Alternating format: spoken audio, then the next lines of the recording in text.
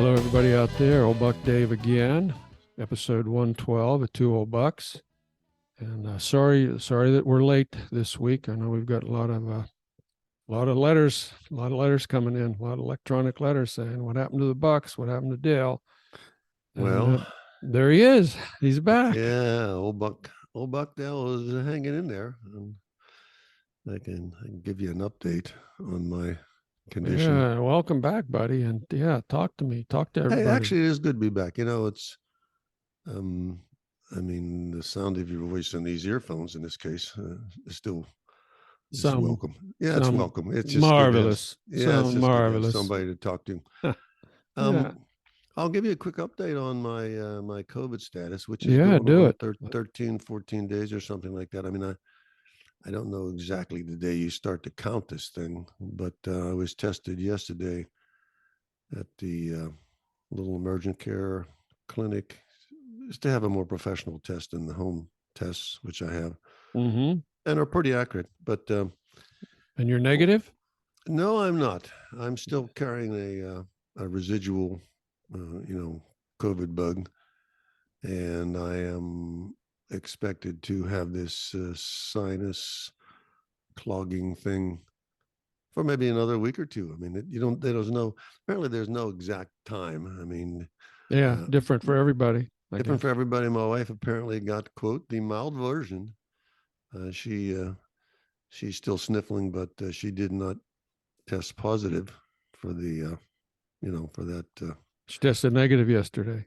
She actually tested negative. And okay, good. But good for her. But there was a lot of interesting consequences. I think everybody that might have asked about me or thought about this. Our listener did. Our listener, well, no. And we appreciate. I got a lot of zingers from people. Really seriously saying. But a lot of interesting things. This brush with mortality. It just makes you reflect on things which we talked about. What do you do with the rest of your life? I read an article this morning about big concerns about a lot of the elderly people, meaning those maybe even over 80, and then some who could be in, long-term care facilities and stuff. We'll have to see what the numbers show. But there's one thing that was interesting, Dave, was taste. I started to taste things differently. They said that's a possibility. And I said, my wife a couple times, I said, does this taste funny to you? And she said, no, it tastes fine. But one thing I noticed was water. A very prominent, well-known water source just tasted funny to me. And so I Googled it, and it touts itself as a completely spring water. And it does has some sodium in it. And I could pick that up. So I thought that was interesting. So I didn't like the taste of that water. Normal, regular, quote, purified water was the only one that tasted. Would this be nothing. Would this be classified as a superpower that you've now gained, or no? Okay. It was like it ruined something for you. It could be your favorite water. I mean, you could have your regular source of water. All of a sudden, it tastes different. And I also ran into the situation where, when you and your spouse have these the same illness, so to speak, and the spouse is using old home remedies and trying this and loading up on the stuff, and the other spouse, namely me, isn't doing too much of that. And it turns out, like, well, why don't you take some of these things? Here's a handful of some zinc and magnesium and vitamin C and D and E and all that. Why don't you start doing this? Maybe it's a habit. Real men don't need that stuff, right? or you think you don't. And then she said, but why don't you? So there was this uncomfortable banter about you could be better if you would just change your attitude towards some of this stuff. And so I didn't like that at all. I mean, we've kind of worked out those differences, but you're still married. Yeah, but her technique apparently worked. She ended up with the mild version, and I'm still congested. Yeah. Lastly, but not least, I found when you get sick for your terminal thing. And I think it applies mostly to colds or that seasonal flu-y things. The stuff that you go for, off the shelf. You pick up a shelf. I'm looking at one right here in front of me now. And I was reading, it has all the right stuff. The box has got all the right colors, got all the right promises. The ingredients are all. It's a marketing miracle, right? Yes, they're all bizarre stuff that, Uh-huh. and then it says this product is not required to go through any FDA drug application approval process. You know what that means? That means it's a placebo. Yeah, and it's like, that's exactly right. And I know I'm thinking, well, here I am holding a $11.99 worth of placebo, and of course, what's the tried and true method? If one is recommended, 10 will. Might as well take 10. Yeah, you might as well take 10. I make that mistake. So anyhow, I'm trying placebos, and I'm dealing with the psychological effects of thinking happy thoughts and all that sort of thing. Yeah, and still moving around. I mean, I've been going outside and everything. I've been wearing a mask in some public places. I'm not getting any kind of stares about it because I just think I'll pull my mask down and cough, and I'll clear the deck. Zap you with this, with this flu. Yeah. So. But I was tested for the flu, thinking I might have had a combination of things. I didn't have that. So, old Buckdale is got a few more days of this, maybe even longer. But it ruined kind of a month of December for me. I didn't even bother taking down a Christmas light. I get it down in the middle of the month and have to put it back. So, thanks for anybody who's and just be aware out there, listeners. You don't want to come down with any kind of flu or cold. We're too old for that stuff. Yeah, and while we joke a little bit about some of the things around the edges of this, we take it very seriously, and this is real. And I'm glad you've turned a corner, man. So welcome back. It's been lonely here. It's been lonely, man. I'm telling you. So here's what I'm going to do for you because you're back. I'm going to ask you to play Stump the Bucks again. All righty. Are you ready? I'm ready. Okay. 3 clues. All right. First clue. 1622.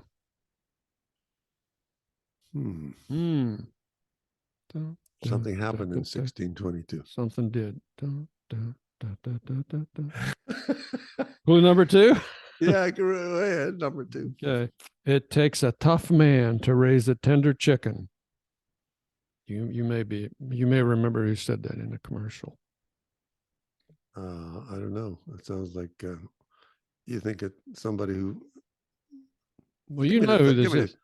Give you number 3. Mm-hmm. Okay, hint number 3. Final hint. Your green birthstone. Green birthstone. Emerald. An emerald. Emerald. Okay, you're getting warm now. This is all about an emerald.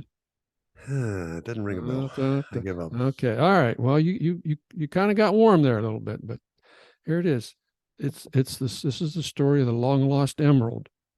This is a 5-carat emerald that was recovered from the Nuestra Senora de Atocha, which sank in 1622 off the Keys. Okay. Uh-huh. And I don't know if you remember the story back then when the guy who was this treasure hunter who eventually found this Atocha, he was Mel, wasn't his name Mel? Yes, it was Mel somebody. Right, correct. Exactly. But one of the people that backed that mission was Frank Perdue, the chicken guy. He's a tough man to raise a tender chicken. Okay. I was going to mention Frank Perdue, but I couldn't see the 1620 connection. You got to live dangerously, man. You got to walk on the wild side here for these Stump the Buckers. Okay, so Frank Perdue, as payment, he gave Frank Perdue some gold coins and a bunch of jewelry and a percentage of the find. Mm-hmm. And basically, he donated pretty much all of it except a ring, a gold ring, and an emerald ring. Okay. And he gave the emerald to his wife, Mitzi. All right. Now, of course, Frank Perdue is no longer with us. He's in that big chicken coop in the sky. But Mitzi auctioned it off to support the humanitarian efforts in Ukraine on December 7th. Okay. This was, it was expected to fetch somewhere between $50,000 and $70,000. Guess what it came in at? Probably about 3 million.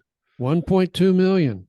Yeah. 1.2 million. So It would be quite a collector's piece, I would think, if somebody.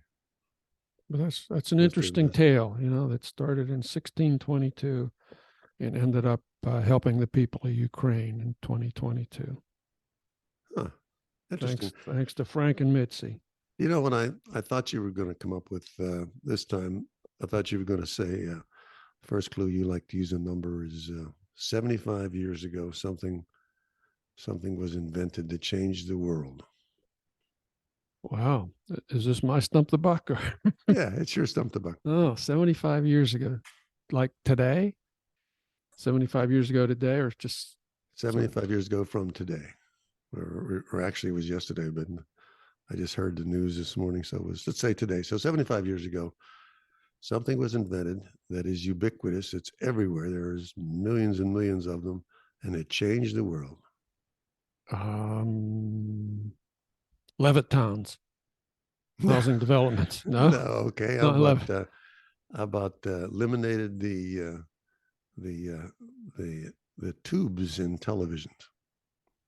Really? 75 years? Mm. Oh man, I thought we had tubes longer than that, but okay. It eliminated them. Oh. And these things are in everything. They're in everything. It's a little transistor. Piece. The transistor. Yeah. So it was a transistor. And the way they describe that, and I still don't understand how it works, except it's an on-off switch. Mm-hmm. That's what it does, and they figured out how to make it. And electrons and holes mm-hmm. flowing in opposite direction. Mm-hmm. Mm-hmm. And something that little made those kind of. That tiny little thing made all the changes. Everything is so small because of that. So just that's such an important part of our world today. We wouldn't be doing any of these things without semiconductors. Yep, the semiconductor. Yeah, that's what they call it. So yeah. Anyhow, you would have got. I would have. I would have given you 3 serious clues, and you would have figured that out. So anyhow, thought that was interesting. It wouldn't even have artificial intelligence. Artificial intelligence. Yeah. That's true. We wouldn't. Speaking. Which sometimes I think I have artificial intelligence. It's not really real. Okay. All right. Well, okay. Obviously, this one. Obviously, you set me up on this one because I just came across this product. The company is called OpenAI, and they make artificial intelligence software. And they just kind of released a product or a demo of a product called Chat GPT. All right, let me ask you. When you say a product, this is something they intend to commercialize? Yes. Yes. So they want people to use this. They want people to use this. Okay. And they have, I got this out of an article online here, and so they have a test type that you can use. Actually, they have instructions on how you can actually download the whole thing, and I got like 2 or 3 steps into that, and it's like, whoa, this is way above my pay grade when it starts saying, oh, you move this code over into here and da da da. But they do have some parts of it here that you can play with online, which is what I did. Okay, I couldn't help myself. You were brave. Yes, you were brave. So here's what I did. Actually, I wrote an instruction. I said, write a poem about 2 men who've known each other for a long time. No. Let me again question you. This product. Mm-hmm. This is a product that says here's a sample that you can try. In other words, you can actually go there and this artificial intelligence is there to answer a question. You write questions to it, or you give it questions or orders, instructions, and then it comes up with an answer. Okay. And then you can depending on emails back to you, I assume. Oh, it all happens almost instantly. It just takes a couple seconds for it. Oh, okay. All right. So you actually clicked OK. Well, again, this is this is just a little piece of it, and it's not going to rewrite War and Peace or anything like that. But anyway, so let me just read the poem that it generated. What was your question again? You asked. This was a poem about. I said, write a poem about two men who have known each other for a long time. Okay. All right. I know this is a poem that rhymes. Two men, friends for life, a bond that's strong and true, a friendship that's been tested but never broken through. They've shared their joys and sorrows, their secrets and their fears, and through it all, their friendship has lasted all these years. They've laughed and cried together and shared their deepest thoughts, and through it all, their friendship has never been for naught. What do you think of that? That is fantastic. That was written by a machine. Isn't that something? That is fantastic. Unbelievable. Yeah. And that so you just asked it. You just set the parameters for the question. And you just key it in, and there it goes. You launch it, and it comes back to you in a couple seconds, 5 seconds, 10 seconds, whatever. Well, so I actually think the old Bucks kind of falls into the category there. Yeah, I wrote another. Listen to this. I wrote another one. It says, "Talk to me about Normalville." It says, Normalville was a small town located in the rolling hills of the Appalachian Mountains. Everyone in the town knew each other. Now it's making up a little story. I said, write a story about Normalville. Oh, okay. Okay, so it knew that Normalville was in the Appalachian Mountains. It says everyone in town knew each other and were friendly. So it was no surprise that when a woman named Margaret moved to Normalville, she was welcomed with open arms. Margaret had moved to the town for a fresh start, as she had recently gone through a divorce and been having a difficult time. With the support of the townsfolk, she quickly found a place to stay and started to settle. That was a story about Normalville. I said, write a story about Normalville. That's in a way, it's kind of scary. It is scary. Yeah. So much better than I could do. So, yeah. So yeah, they're coming to get us, man. I'm telling you, they're coming to get us. Here, let me read a haiku. I said, write a haiku about two old bucks. Here we go. Two old bucks, wise antlers entwined. They stand in silent peace, still. Unbelievable. Isn't that unbelievable? Unbelievable. All right. I'm telling you what's the truth. If I had no shame, I would have claimed doing that myself. That was done by a machine, but that's so true. All right, give me something to type in here. Give me a question or an instruction. Oh, you actually can do that as we speak. It's as we speak. Yes. Tell me a story about a 1960 Buick, and you're typing this in on your computer. I'm typing this. Write a story about a 1960 Buick. Yeah. All right. I'm going to hit go. I mean, that is pretty bizarre. That's right. That's really off the wall, right? I mean, can't get any further. All right, here it is. It was a beautiful summer day in 1960 when the old Buick rolled into town. The car was a deep blue color with a white top and chrome accents that glistened in the sun. The car had seen better days, but it still had a certain charm about it. The car had been owned by an elderly couple for many years, and they had taken great care of it. The interior was still in great condition, with original leather seats and wood trim. Unbelievable. Yeah. Now, I mean, obviously, if you download the whole thing, you'll get a much longer story. But this is the point where it runs out of. Did you type in the trim style or color? I said, write a story about a 1960 Buick. See, all right, give me. All that's right, exactly the color that I had. That was it? That was the Buick. Oh, that's right. Yeah, it was right. It was blue. Yeah. That was the Buick, a 1960 blue Buick. Yeah. Convertible with a white top. Wow. Unbelievable. Yeah. So you could be more specific about it. Let me see about a Buick. I think that's amazing. So are you going to put a link to that thing? I'm sure. I sure am. Sure, people. Yeah, this is fun to play with. All right. All right. I'll just the other quick one. We're going to get carried away here. So I added in the junkyard. Okay. So it was write a story about a 60 Buick in the junkyard. Once upon a time, there was a 1960 Buick that had seen better days. It had been sitting in the junkyard for years, slowly rusting away. The Buick had been a beautiful car in its day, with its sleek lines and chrome accents. But now it was a shadow of its former self. Its paint was faded and chipped, its chrome dull and pitted, and its interior was filled with dust and cobwebs. Okay, there you go. No, we could play with this all day. You know? No.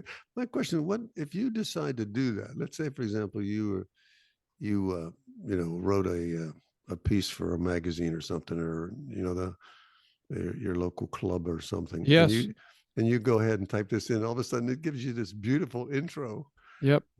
That you don't have to tell anybody that you actually had a artificial intelligence give you that first, that's 2 true. or 3 sentence. That's true. So we will never know anymore. The world is coming to the point where we will never know what was true thought or whether it was this is just all part of the blurring of man and machine, buddy. I'm telling you.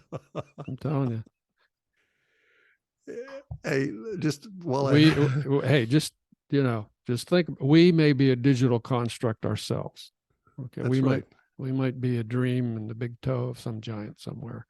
Who knows? One day they will figure out how you did both voices. Yeah. Well, remember that conundrum I sent you a picture of that bicycle conundrum? Oh, yes. And you immediately within minutes by looking at the photo said you gave an answer. Did you actually experiment with that? Did you ever try that? Only in my mind. Okay, that's what I thought. So I'm gonna put this bicycle conundrum to the test. I'm actually gonna perform the experiment as because I think you're wrong. Well, I've been wrong before. I think you're wrong. Okay. In fact, there was a link to that photo. So if anybody wanted to try that, you could. I think there was a. All right. If you resend that to me, or I may have it somewhere here, and I can post that in the. Yeah, I'll send you a picture of that conundrum. It was a cute little story in Popular Mechanics that had to do with bicycles. And I said, first of all, I never even thought about trying something like that. Number 2 is, I, of course, sent it to you thinking you would actually go out and experiment with it. But you made a quick decision on it. I made a quick decision. We'll give our listeners a shot at that. I'll send a copy of that to you again. So, okay, moving right along. So we had a lot of fun with artificial intelligence here. That was good. You get any letters from afar lately? Well, again, the letters from afar were mostly checking up on you. So nice of those folks. Of people saying, "How's he doing?" I never for a minute in our wildest dreams thought we would talk to as many people as we talk to about all the stuff we talk to, and talk about something being sick or. I don't know. It's kind of touching in a way that we were able to reach out like that. So I appreciate the concerns. You've got a fan base out there rooting for you, buddy. I thought, well, maybe I'll just do this one by myself. But the last time I did by myself, it was not our highest rated. Well, I'm in episode. With you for the duration. There's no doubt about that. But people must have felt sorry for me after I said that the last time when I said that, because I got more hits on it, and now it's kind of up with the other episodes. So thanks anybody that felt sorry for me for having to go it alone, for having to go it alone and forego the other voice, and try to actually make it interesting. Hey, I got one more science thing here. I got a couple actually, but I don't want to. This is big fusion news. There was an announcement this week that science at the Lawrence Livermore Laboratory in California have for the first time produced a fusion reaction that creates a net energy gain, a major milestone in the decades-long multi-billion-dollar quest to develop a technology that provides unlimited, cheap, clean power. That's from the Washington Post for full accreditation here. That's pretty impressive. You mean even if they have a small amount? Well, you got to start small, but the interesting point is that they got more energy out than they put in, so for the first time. Now that hasn't been announced officially. They said an announcement's supposed to come out this week. So that's the future, man. That's the future. Cold fusion? It's not. No, it's not cold fusion. That was all fake. That was all fake. Okay. Well, I don't know if it was necessarily fake, but it was bad measurement tools, bad measuring. Is the fusion? Is this a true story or? Would I lie to you? Yeah, it's a true story. Okay, so then whatever. Maybe I'll see if I can put a link here. Whatever container they made this thing in, whatever energy they used to produce it, it actually generated a little bit more. Yes, I mean that's the thing when that's what the sun does every second of every day. Speaking of science, there was I didn't bother sending this to you, but in the same Popular Mechanics there was a story about Bitcoin mining, where these a Bitcoin mine is nothing more than a big warehouse full of computers, right? Full of computers, right? Yeah, we talked about that a long time ago. Yeah, and so what's happened is they've been finding locations where they have no zoning rules, and they've been setting these up in some abandoned warehouses.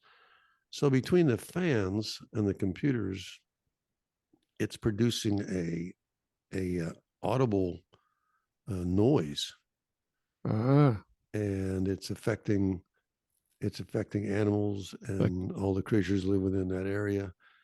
And the problem was that nobody paid much attention to it while it was being installed, but once it got started, then people were being affected by it, animals, and it was able to prove that the animals were affected by by this noise. A lack of birds, horses, and other creatures like that were really antsy, and they couldn't do anything about it. So these Bitcoin mines, we should probably communities should be aware that if they set one up, and these are in rural areas, right? But the pitch quality or the whatever noise it's making, it's able to filter through a lot of trees and walls and doors, and people are just going crazy with this. So could be another side effect of plus the amount of energy that they're using, enough to run 13,000 homes.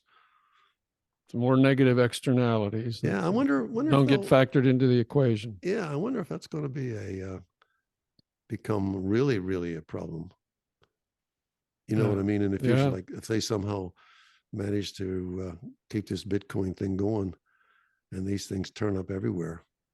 Well, if we get any more FTXs, we won't have to worry about Bitcoin anymore. I don't know. Looks like they're still in business. Yeah. I swear I saw something on the in the FIFA games or something. I was something in the back advertising bulletin board about a Bitcoin thing.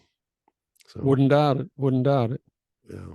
Did you watch the World Cup, by the way? Did you watch any of that? I did. It was kind of pretty good. It's going to be pretty exciting the way this ended. I mean, there's a lot of drama off the field of the various country teams.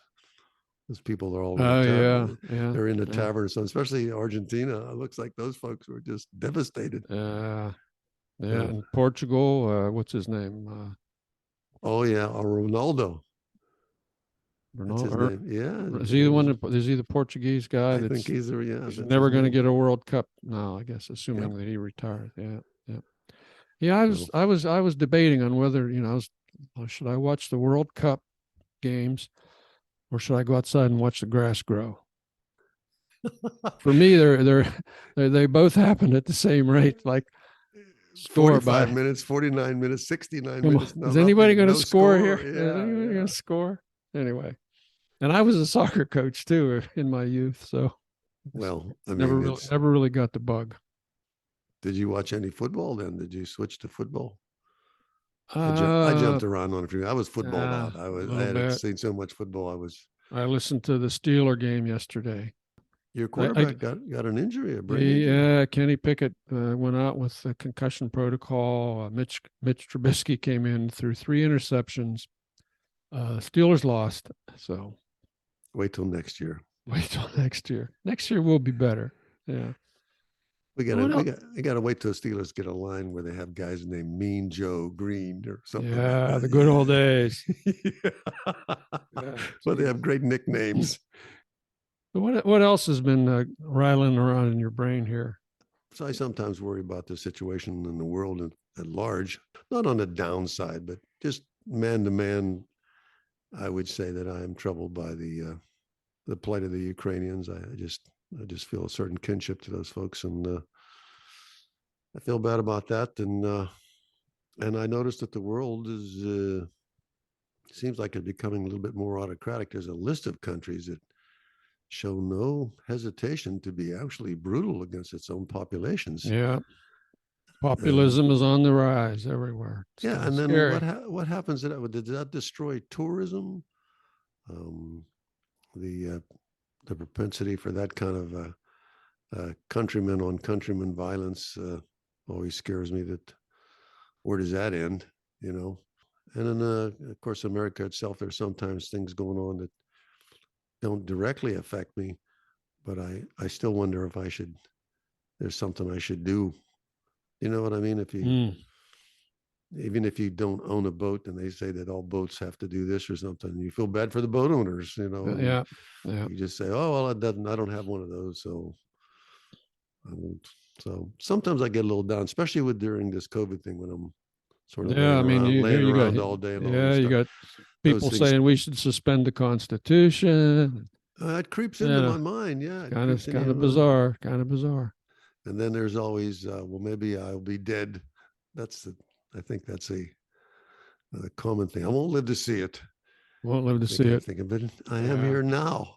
yeah, yeah, I'm here now. Maybe I could prevent it now. I won't live to see it. So yeah, why not just throw the old plastic out the window? So yeah. anyhow, on a high note, Yeah, I let's do it. do gotta say that um, having having you to talk to about that, and again, old bucks are about friends, and everybody needs somebody. If you're trouble with something, where you can sit down over coffee and talk about those things. So I do miss us having the face-to-face conversation, because then we just go Yep. all over the board Mm, when we're sitting over yeah, coffee. that's the one that But it's needs a lot of censoring. good to hear your voice again. I'm glad you're well and everything is getting back to normal in your neck of the woods. We are getting back to normal. We just had some visitors. Actually, it was old Buck Terry, and we had a wild time. It was unfortunately we couldn't take him over to meet you because of your COVID. So are we getting to the end of the line? Are you going to tell me about your phone? Oh, yeah. Have you asked me that several times? Well, Well, the story. you sent me this note. You said to ask me about my phone sometime. So All right. Well, we can end on that too if you want. But the phone thing was funny because I had a phone with a cover on it, and hmm it was an old phone, and the battery wasn't all that well, but it worked nicely, and it had a cover on it. But the cover, I'm always playing with it. I was always holding that phone, and it had a little crack in it. The little protective cover that's around that. yeah. So this plastic cover on this phone developed this little crack, and like the little nick in your tooth, Oh boy, I yeah. could not keep my hands off of that Can't stay away. yeah. So I You kept gotta picking pick at it, at it. You pick gotta at pick it, pick. at it. So finally, I sort of picked the edge off and took the pressure off of this cover, and it came off. And so hmm now I have a phone much thinner, much lighter. And I said, boy, this is pretty nice. Fits in my pocket better and everything. I was kind of rationalized it, that how much better it was going to be for me. It's going to And make you a better person, right? Yeah. yeah, yeah. So and then I tell myself, well, I'll be careful with this thing. I'll be careful. I won't need that cover. That's true. Yeah. You don't need it. I won't need that cover. And I carried that around with me for about a month, very carefully in my pockets. And then one day I was distracted and I put it in my shirt pocket. hmm And after a few minutes, it got comfortable in my shirt pocket. But these things are thin and slippery, right?